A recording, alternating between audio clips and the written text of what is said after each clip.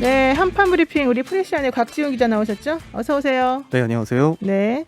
자, 지금 코로나19 확진자 수가 다시 확진자 2,000명대를 넘어서면서 좀 비상에 걸린 것 같아요. 네, 중앙방역대책본부는 오늘 자정 기준 신규 확진자가 2,025명 늘어서 누적 25만 3,445명이 됐다고 밝혔습니다. 확진자 수는 어제보다 654명 정도가 늘어서 지난달 25일 이후 일주일 만에 다시 2,000명을 넘게 됐는데요. 이 주간 확진자 발생 흐름을 보면 보통 이제 주말 휴일에는 좀 적었다가 수요일을 기점으로 급증하는 패턴이 이어지고 있습니다. 네. 특히 수도권 확진자 비율중이 지금 이틀째 70%를 넘고 있는 상황입니다.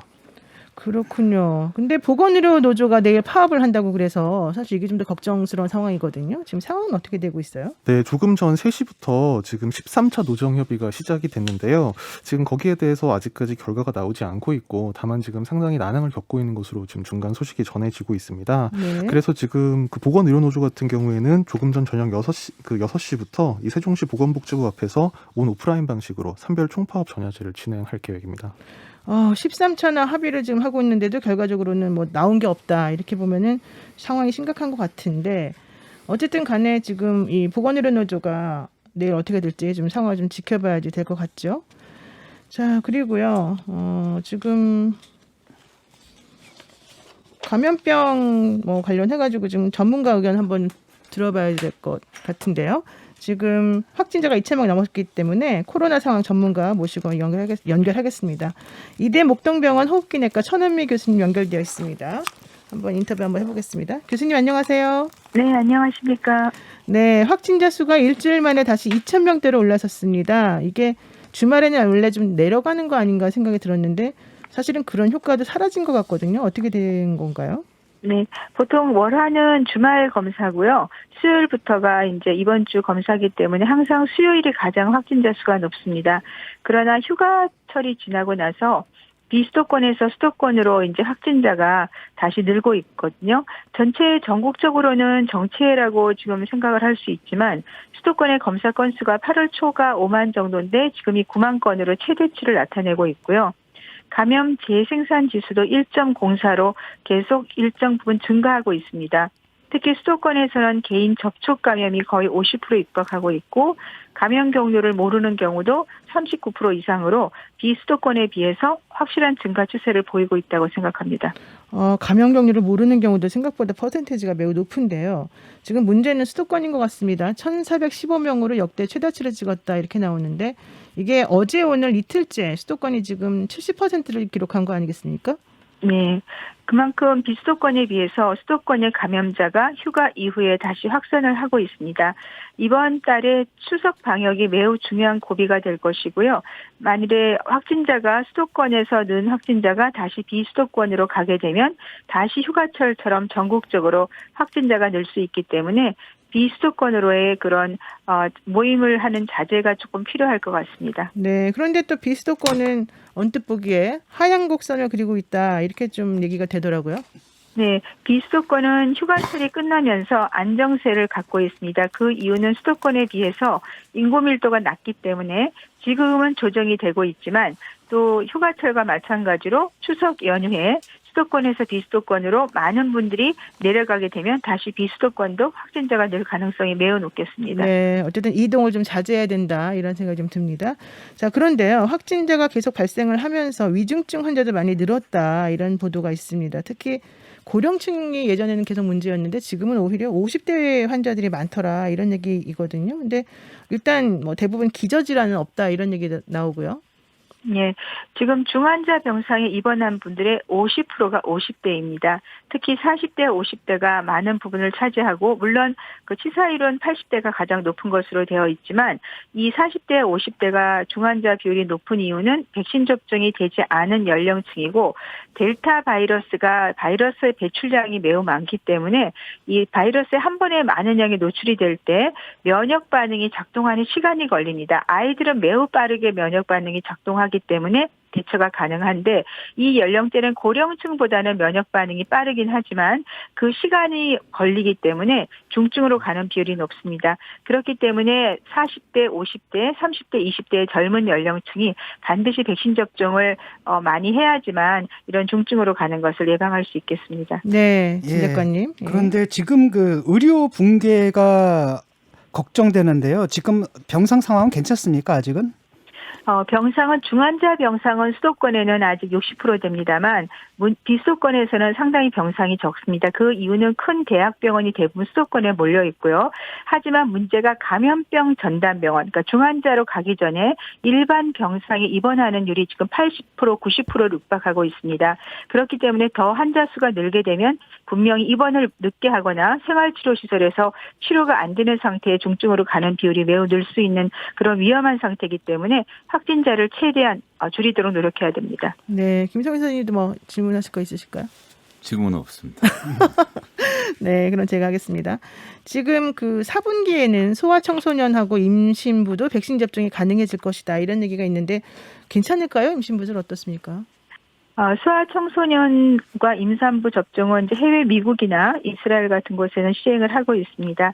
하지만 우리나라는 아직까지 성인 접종이 완료되지 않았습니다. 네. 소아청소년들은 대부분 가정에서 제일 감염이 많이 되기 때문에 우리가 부모님 연령대가 백신 접종을 최대한 많이 하는 것이 이 소아청소년을 보호할 수가 있습니다. 그러나 소아청소년이나 임산부 중에도 면역계 질환이 있거나 당뇨라든지 이런 질환이 있는 경우는 고위험군이기 때문에 선택적으로 접종이 권고됩니다. 하지만 아직까지는 우선적으로 성인 접종이 끝난 이후에 저는 소아청소년과 임산부 접종을 권고하는 것이 필요하다고 생각합니다. 네, 그렇군요.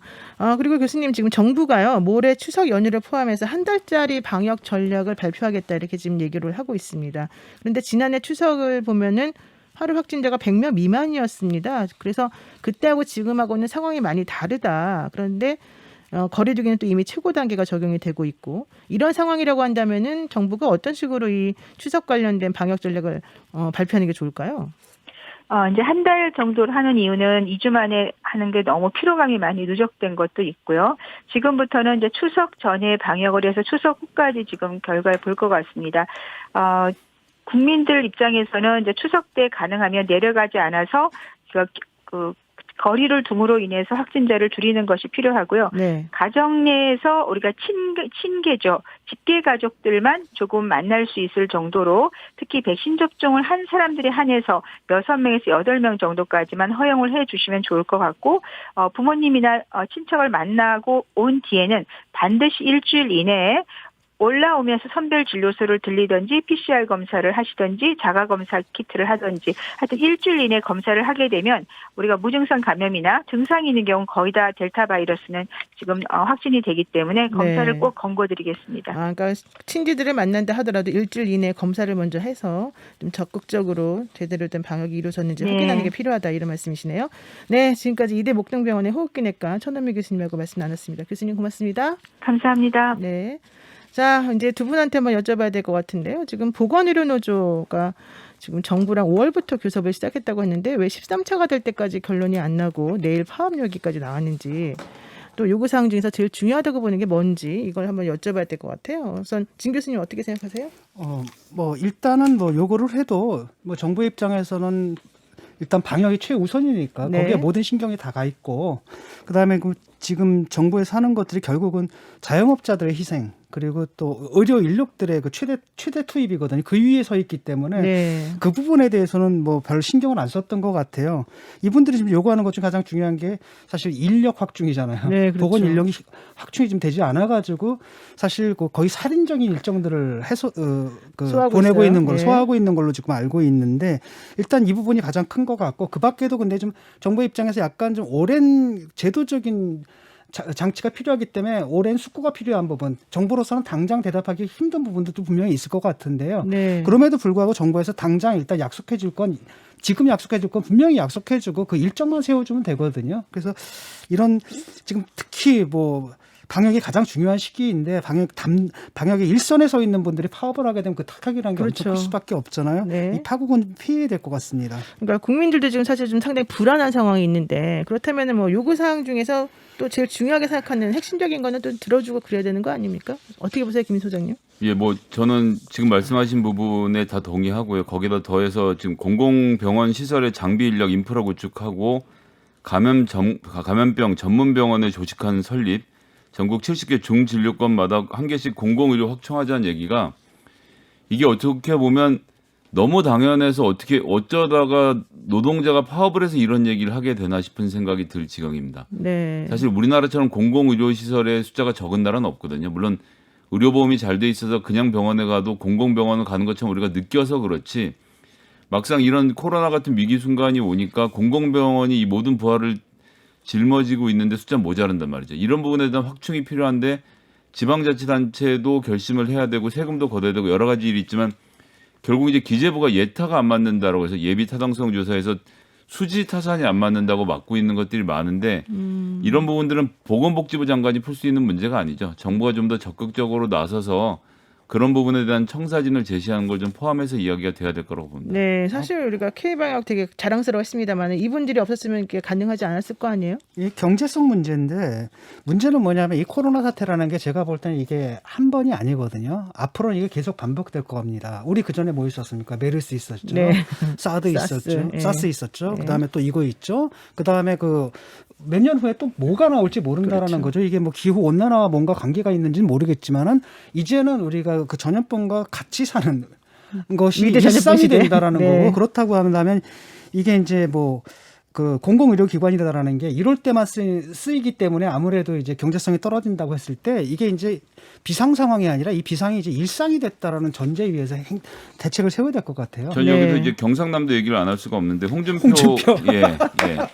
경남의료원 없앤 거 이 얘기를 길게 하려고 하는 건 아닙니다. 그런 네. 다음에 없어지고 나서 김경수 지사가 서부 경남 지역에 공공의료원을 다시 만드는 거 이건 세금이 들어가기 때문에 네. 그래서 수구의 민주주의를 통해서 꽤나 오랜 기간 동안 이 지역사회 시민들이 직접 자기들의 논의를 거쳐서 그래 우리 병원을 짓자 돈이 좀 들더라도 이렇게 결정하는 과정이 있었어요. 그렇죠. 이런 네. 과정들을 다른 지역들도 밟아서 하나씩 차근차근 준비해야 될 때가 아닌가 생각을 합니다. 네, 좋습니다. 자, 이제 두 번째 주제 한번 얘기 들어볼까요? 8월 임시국회가 어제 끝났습니다. 그런데 어쨌든 여론의 관심은 언론중재법에 많이 쏠리긴 했는데요. 어제 본회의에서 처리된 다른 법안들도 사실 얘기가 좀 돼야 될 것 같습니다. 어떻습니까, 박 기자님? 네, 방금 말씀하신 언론중재법 개정안 외에도 한 22개 정도 법안이 어제 본회의에서 통과가 됐는데요. 네, 뭐 대표적으로는 이제 법사위원회 권한을 조정한 그 세계자구심사 권한을 조정한 국회법 네. 그리고 이거 되게 중요하죠. 네, 예. 그리고 종부세법 이렇게 여야 합의로 통과된 법률들도 있고요. 그리고 사립학교법이나 이 교육공무원법, 탄소중립법 등 이 야당이 반대했지만 이제 여당 주도로 이제 통과된 법들도 있습니다. 그리고 또 여야 합의로 상임위를 통과했지만 본회의에서 부결된 좀 특이한 케이스도 나왔는데 네. 이거는 이제 판사의 임용 경영 요건을 낮추는 내용의 법원조직법 개정안 그렇게 됐고요. 그리고 법안은 아닙니다만 이 방위비 분담금 13.9% 인상하는 내용의 이 방위비 분담금 특별협정 비준 동의안도 어제 본회의에서 처리가 됐습니다. 네, 그 민주당의 이탄희 의원 같은 경우는 판사 출신이라 그런지 이 법원 조직법 개정안에 대해서 사실 좀 얘기가 많이 있었어요.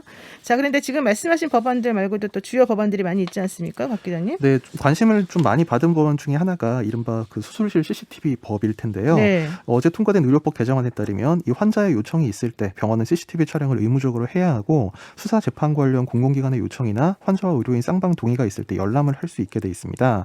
또 정당한 사유가 있으면 의료진이 촬영을 거부할 수 있도록 하는 예외 조항을 뒀고 또 시행까지 2년간 유예 기간을 뒀는데요.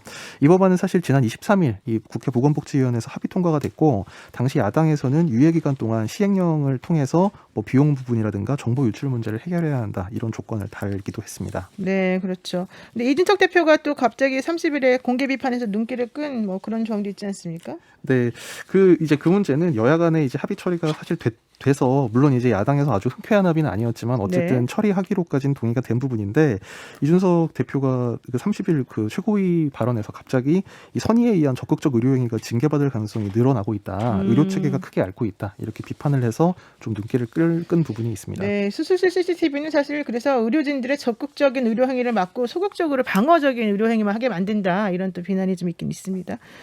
자, 그리고 또 뭐 상임위에서 여당이 단독 처리한 쟁점 법안들도 이날 가결이 된 걸로 알고 있는데요.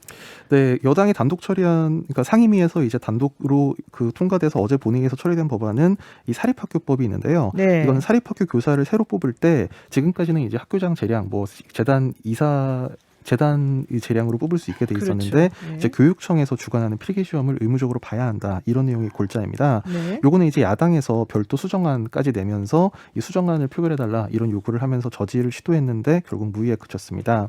또 앞서 이제 상임위에서는 야당이 반대를 했는데 본회의에서는 뭐 이런 수정안 제출까지는 안 가고 좀 통과된 법안들은 이 탄소중립 녹색성장 기본법 제정안 이런 게 있고요.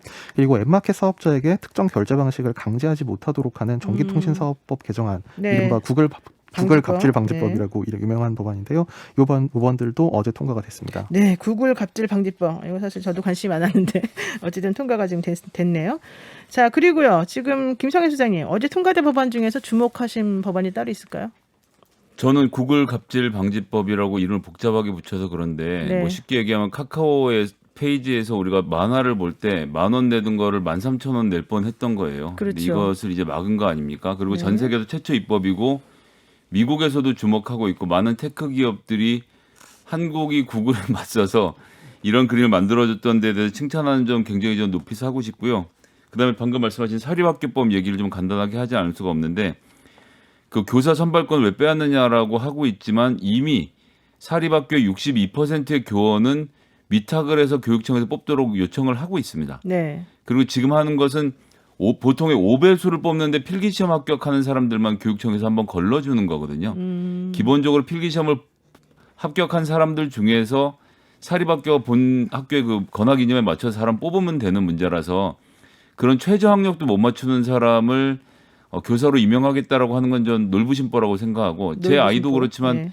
학교를 사립을 갈지 공립을 할지를 우리가 정할 수 있는 게 아니거든요. 네. 그렇다고 하면 기본적인 수준을 맞추는 교사는 당연한 일이라고 생각을 해서 그 법의 통과도 매우 환영하는 바입니다. 네, 진 작가님은 어떤 법안이 가장 인상 깊으셨을까요? 사실은 굉장히 오래됐잖아요. 오래되고 사학에서 이걸 갖다 반대했던 이유는 뭐냐, 웅동학원 같은 거거든요. 그러니까 그 채용을 통해 가지고 자기들이 이익을 좀 챙길 수 있었던 부분인데 그걸 한번 걸러준다는 측면에서 저도 그건 흔쾌히 동의를 하고, 근데 그 CCTV 법안 있잖아요. 네네. 이거는 상당히 위험한 거거든요. 좀 전에 아까도 지적을 했듯이 이게 이런 겁니다. 공격적 처치가 필요한 사람인데 공격적 처치를 못하게 되거든요. 책임을 지기 싫으니까. 그럴 경우에 그럼 공격적 처치를 못한 분은 돌아가시게 된단 말이죠. 근데 이것은 피해 상황으로 알려지지도 안 않아요. 확인이 안 되죠. 확인도 안 되는 예. 겁니다. 예. 이런 문제가 있는 거고, 그러니까 결국은 그 피해를 누가 보는 거냐면 우리가 보는데, 이 사실 전 세계에 없는 제도잖아요. 전 세계 아무도 안 하는 제도는 뭔가 이상한 거거든요. 네. 그래서 정치권에서 이걸 갖다가 예를 들어 우리나라에 여러 가지 문제가 있다, 뭐 대리 수술이라든지 이런 것들은 그것을 적발해내는 다른 방안을 생각을 해야지, 이런 극단적인 조치를 취하게 되면은 이게 국민들의 마음은 그때 아주 잠시 시원하게 해줄지 몰라도 결과적으로 그 피해는 국민들이 입게 되는 거거든요. 그래서 저는 이 입법은 굉장히 잘못된 거라고 생각을 합니다. 또 그밖에 또 뭐가 있었더라? 종부세법 같은 거. 종부세법 같은 경우에는 사실은 완화했지 않습니까? 네. 이거는 제가 볼 때 개혁의 후퇴라고 생각을 좀 하고요. 또 다 됐나? 뭐 아까 한 가지 더 얘기하려고 했는데 생각이 안 나네요. 네, 정의당에서는 사실 이 종부세법 개정안 대통령이 거부권 행사해야 된다 이런 얘기 하던데요. 그렇죠. 거부권을 행사해야 된다라는 거. 그 판사법 있지 않습니까? 네네. 그거는 그런 판사 임용 관련해서. 판사 임명은 문제가 이런 겁니다. 판사 경력 10년이면은 예컨대 법 적용 10년이면 판사를 안 하려고 해요.